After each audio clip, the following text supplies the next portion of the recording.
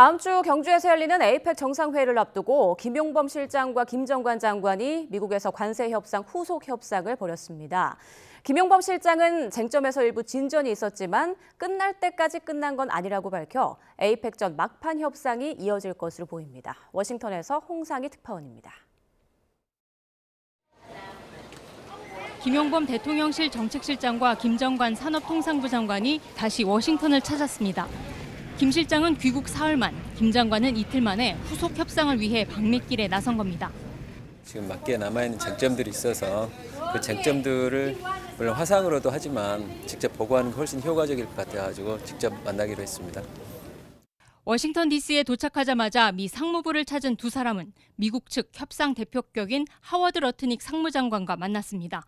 2시간 동안 이어진 협상을 마친 김용범 실장은 이견이 있었던 핵심 쟁점에서 일부 진전이 있었지만 논의는 더 필요하다고 말했습니다. 고생 많으셨습니다. 또 일부 또 진전이 있었고 많이 만나면 뭐 조금 더 이제 상호 입장을 더 이해하게 되는 거죠.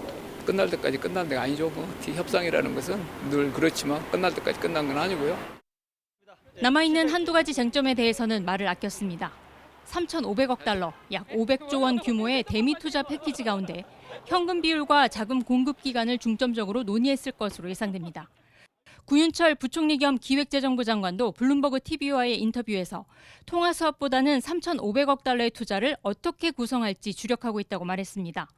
구 부총리는 직접 투자와 대출, 보증을 혼합한 대미 투자 구성을 협상하는 데 초점을 맞추고 있다고 강조했습니다.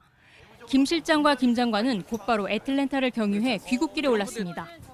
김용범 실장은 이번 경주 에이펙이 우리에게는 중요한 계기라고 밝혀 이번 주 협상 타결을 위한 한미 간 막판 줄다리기가 펼쳐질 것으로 보입니다. 워싱턴에서 YTN 홍상입니다.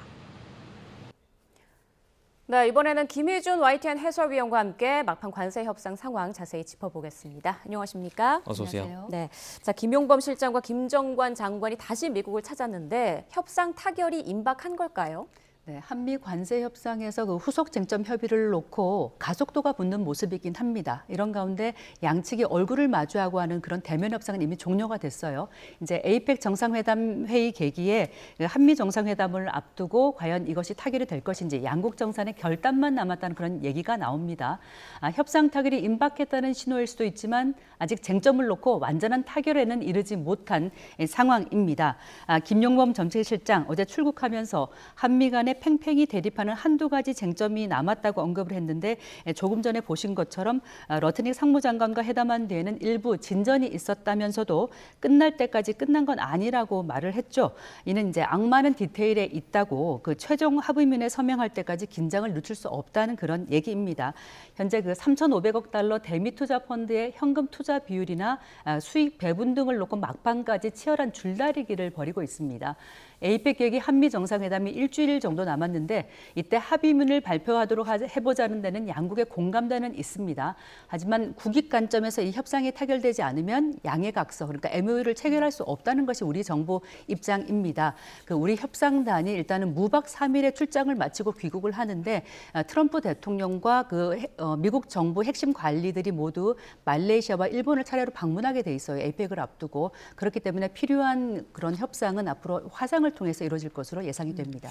네, 앞서 잠시 언급해 주셨는데 핵심은 이거잖아요. 이 3,500억 달러 대미 투자 펀드 어떻게 줄 거냐. 그러니까 뭐 현금 비중 얼마나 할 거고 언제까지 줄 거냐. 여기서 지금 첨예하게 대립하고 있는 거죠. 그렇습니다. 미국 정부 그동안 3,500억 달러의 대미 투자 펀드를 모두 현금으로 또 선불로 지불하라는 입장이었는데 여기서는 일단 한 발은 물러섰습니다. 네. 왜냐하면 이 규모가 우리 GDP의 약 19%이고요. 우리 외환 보유고의 83%라는 엄청난 그런 액수입니다. 그만큼 우리 한국 경제에 타격이 크다는 우리의 설명을 이제 수용한 건데요.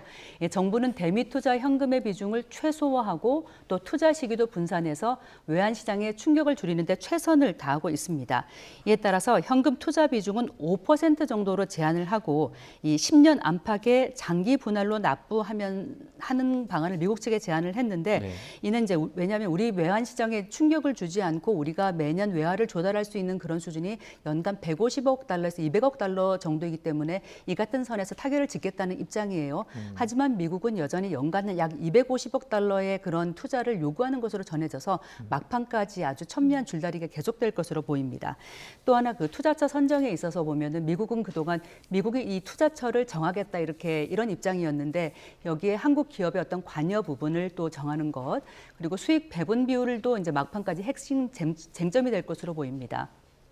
한편 그 미국이 대두나 옥수수 수입량을 확대하는 것도 요구한 것으로 알려져 있는데 우리 정부 입장에서 이 농산물은 최후의 보루입니다. 따라서 이 대미 투자처를 협상하는 과정에서 손익을 잘 따져서 아마 협상에 임해야 될 것으로 보이고요. 이런 가운데 우리가 월스트리트저널에 이제 사설이 좀 주목됩니다. 트럼프 정부의 그 한국 등 동맹에 대한 투자 요구가 과도하고 비현실적이라면서 조목조목 비판을 했는데 우리 입장에서는 아주 합리적인 지적이지 않을까 그렇게 생각이 됩니다. 예. 그리고 다음 주 열리는 한미 정상회담에서 과연 안보와 관련한 사항도 합의문에 담길 가능성이 있을지 이 부분도 관심이에요. 네, 사실 그 한미 관세 협상은 사실 관세와 안보 패키지 딜로 이루어지고 있고요. 이런 가운데 안보 분야에서의 합의는 이미 이루어졌다 이런 얘기가 나옵니다. 무엇보다 그 원자력 분야에서 한국의 농축과 재처리 권한 확대의 필요성을 합의문에 명시할 거란 기대가 나옵니다. 이 한미 원자력 협정에 따라서 지금 우리나라는 이 우라늄을 20% 미만으로만 농축할 수 있고 그것도 미국의 건건히 허가를 받아야 하는 상황인데 이것은 뭐 우리의 그런 어떤 핵의 어떤 평화적인 이용권에 대해서 손과 발을 묶은 상황이거든요. 하지만 일본의 경우를 보면은 이 농축과 재처리에서 자율성을 부여받고 있고 그런 만큼 우리도 일본 정부 수준에서 이런 농축과 재처리의 권한을 좀 받아야 되지 않겠냐 이런 요구가 끊임없이 제기가 돼 왔습니다. 때문에 이번 정상회담을 계기로 한미 원자력 협정을 개정하는 방향의 합의문이 나온다면 이것은 적지 않은 성과라고 이렇게 평가를 할 수가 있겠습니다. 이와 함께 한국의 국방비 증액이라던가 주한미군의 전략적 유연성이 합의하는 그런 내용도 합의문에 담길 것으로 예상해 볼 수 있겠습니다. 네.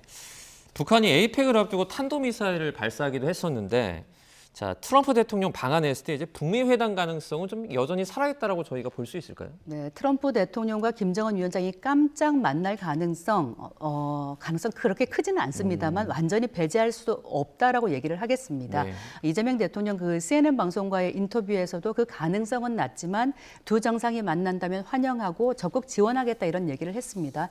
이것은 그 이 대통령이 한미 정상회담에서 얘기했던 트럼프 대통령은 피스메이커를 하라. 나는 페이스메이커를 하겠다 그런 입장을 재확인한 것인데요. 미국 정부는 그동안에 그 북미 정상회담 가능성에 대비해온 것으로 알려졌는데 이제 관건은 북한의 선택일 것입니다. 북중러 연대를 공고히 한 북한이 과연 지금 이 시점에 대화에 나와서 얻을 게 무엇인가 하는 의미에서 본다면은 그렇게 협상에 나오지 않을 가능성이 더 크지 않을까 그렇게 생각이 되어지고요. 이런 가운데 북한이 이제 탄도미사일을 여러 발 발사했는데 이재명 정부 들어 처음입니다. 이는 그 트럼프, 시진핑 등 주요국 정상이 모이는 경주 에이펙 정상회의를 앞두고 존재감과 주목도를 높이는 한편 핵무력을 과시하려는 그런 의도로 볼 수가 있겠죠. 특히 이 발사체 거리를 좀 분석을 해봤더니 약 400km예요. 그렇다면 이것을 만약에 평양에서 남쪽으로 쐈을 경우에는 경주 인근까지도 약 5분 안에 날아올 수 있다는 그런 분석이 되거든요. 그런 만큼 자신들의 어떤 핵무력을 과시하고 에이펙 정상회의에 좀 주목을 끌려는 그런 의도라고 볼 수가 있겠습니다. 특히 이 같은 행보는 북한의 이번 도발이 만약에 북미 정상 간 접촉이 이루어지더라도 이 비핵화 목표는 받아들일 수 없다는 그런 선을 긋는 메시지로도 읽힐 수가 있겠습니다. 예. 자, 그리고 이번 에이펙을 계기로 열릴 한일 정상회담에도 관심이 쏠리고 있는데 일본 신임 총리가 당선된 뒤 첫 회담이잖아요. 이를 앞두고 우리 안보실장이 일본을 찾았다고요? 그렇습니다. 이 다카이치 사나의 총리가 이제 취임하면서 자민당과 유신회가 서로 연립 정부를 구성하면서 더욱 강경 보수 색채가 짙어졌습니다. 네. 내각의 면면만 봐도 더 그러합니다. 때문에 한일 관계에 대한 우려가 커지는 가운데 이 위성락 국가안보실장이 전격 일본을 방문했어요. 이틀간 방문해서 일본의 정관계 인사들을 다 만났는데 이렇게 일본 총리가 취임한 직후 우리 안보수장이 일본을 찾는 것은 좀 매우 이례적인 행보입니다. 아마 한일 정상회담 관련한 그런 논의도 이루어지지 않았을까 예상해 볼 수가 있겠는데 그 이시바 전 총리 시절에 한일 간에 다져진 어떤 셔틀 외교의 그런 보공 같은 발전 발전적 흐름을 이어가겠다 그런 의지로 보이고 이제 그러면서 한일 정상회담을 조율했을 것으로 보입니다.